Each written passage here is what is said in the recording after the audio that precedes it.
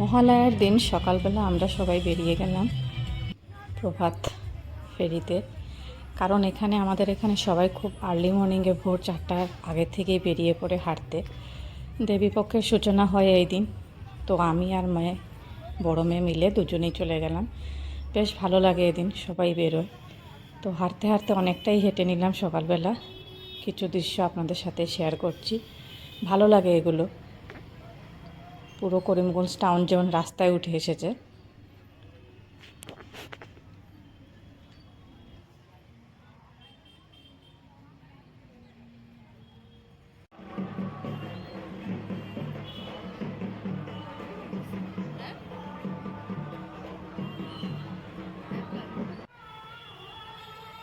সকালবেলা উঠে এই চণ্ডীপাঠ শুনতে সত্যি ভীষণ ভালো লাগে।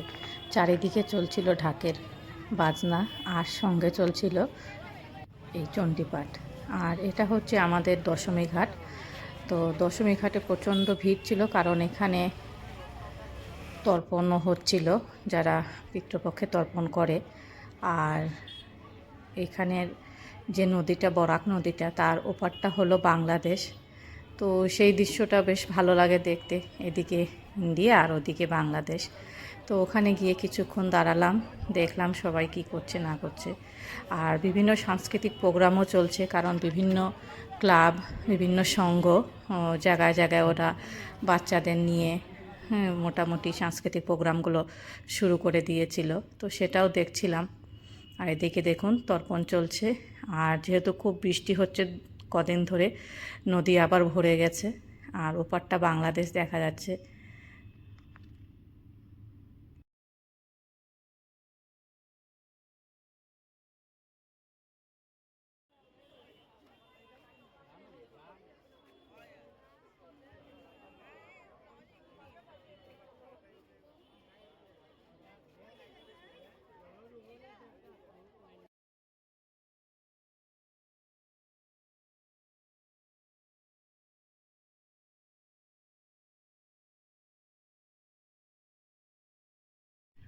তো দশমী ঘাট থেকে ঘুরে এসে তারপরে গেলাম কালী মন্দিরে। এখানে একটা জাগ্রত কালী মন্দির আছে, তো সেখানে গেলাম। সেখানে গিয়ে একটু মিষ্টি নিলাম আর মোমবাতি, ধূপকাঠি আর ওই প্রদীপ নিলাম। ভাবলাম পাশে দিয়ে যখন যাচ্ছি তাহলে ওইখানে একটু মায়ের কাছে মোমবাতি, ধূপকাঠি জ্বালিয়ে দিয়ে আসি। তো সব সময় তো আসা হয় না, নানান অসুবিধা থাকে, সময়ের অভাব থাকে। তো সেখানে গিয়ে একটু মাকে প্রণাম করে আসলাম। তো যাই হোক, মোটামুটি সকালটা খুব ভালোই কাটলো সেদিনকে। আর সবচেয়ে বড় কথা, সেদিনকে ছিল ছুটির দিন। তো তার জন্য একটা প্লাস পয়েন্ট হয়ে গেছিলো। না হলে মহালয়ার দিন সেভাবে ঘোরা হয় না এখন আর, কারণ আর্লি মর্নিংয়েই আমাকে বেরিয়ে পড়তে হয় অফিসের জন্য। এখানে আরেকটা র্যালি বেরিয়েছে। এখানে সব মহিলারা সাদা লাল পাড় শাড়ি পরে এখানে বেরিয়েছে র্যালিতে। এখানে এটা মহালয়ার র্যালি। আর বাচ্চাদেরকে সাজানো হয়েছে শিব, দুর্গা, পার্বতী, এরকম গণেশ, মোটামুটি কাঠাম বানিয়ে সাজিয়ে এখানে প্রচেশন করা হচ্ছে। ভালোই লাগছিল, কীর্তনও চলছিল পেছন দিকে।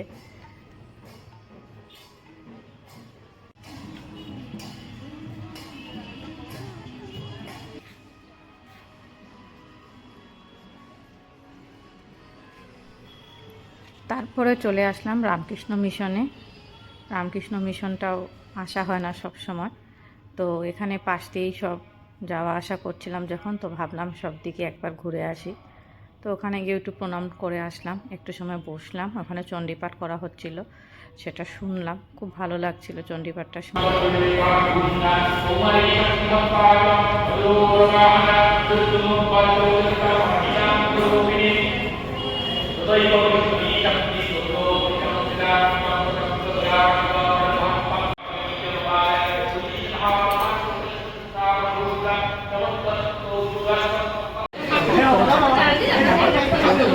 তো আমরা সেই সময় এসে একটু ব্রেকফাস্ট করে নিলাম, লুচি পুরি।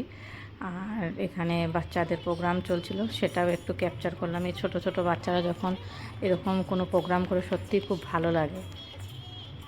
তারপরে আবার বাড়ি ফিরে আসলাম। আর